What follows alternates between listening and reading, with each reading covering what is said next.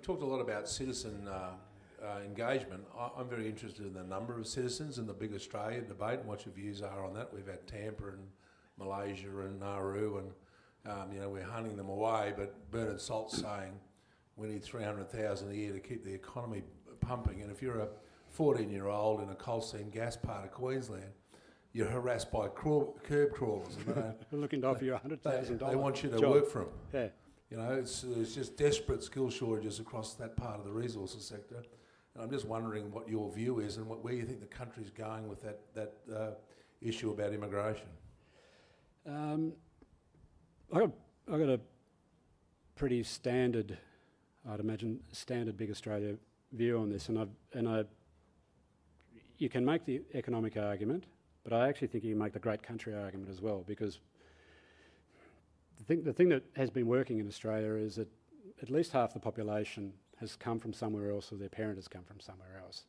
So we've got a young memory, which is not a bad thing, because we're not in the third or fourth or fifth generation. No disrespect to the third, fourth or fifth generation here, you're all successful, I grant that. But across the entire community, if you want to start settling on a particular idea of what your country is, you do get stuck very quickly.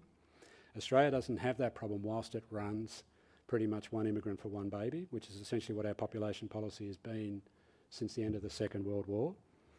Now, one of the other reasons why I think you need to do this is clearly the globe has been tipped on its head. We are, for the first time in our lives as a country, in the right place at the right time.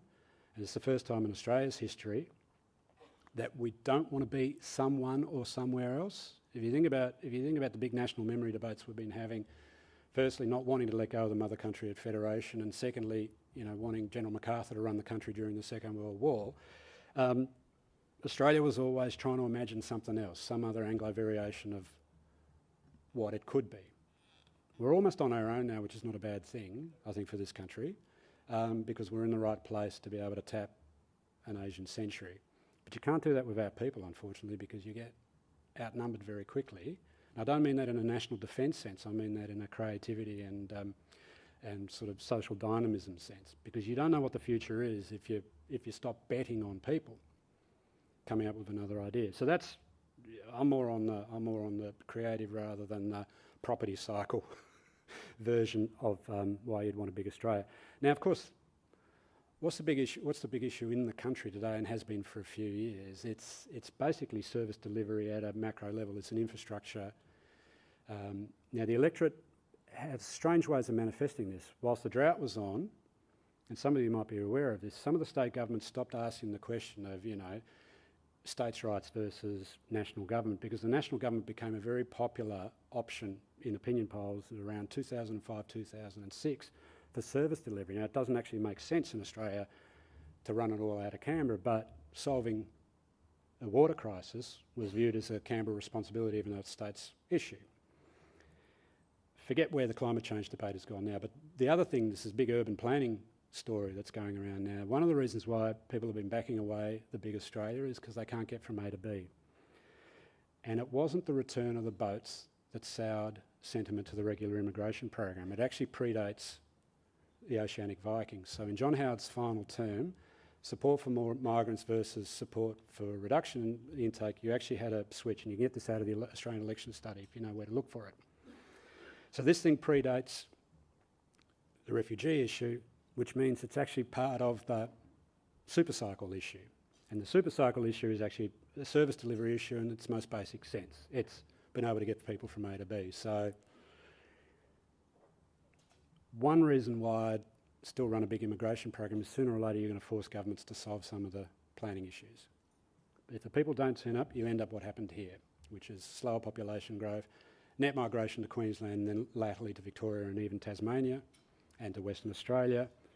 Without the demand, you actually get run down in services, which is what's happened in New South Wales. I mean, the rest of the country is waiting for New South Wales to get up off the floor. And if you could ever crack some of your planning issues, you might actually have a pretty good business model for, whatever the next renovation of the country is.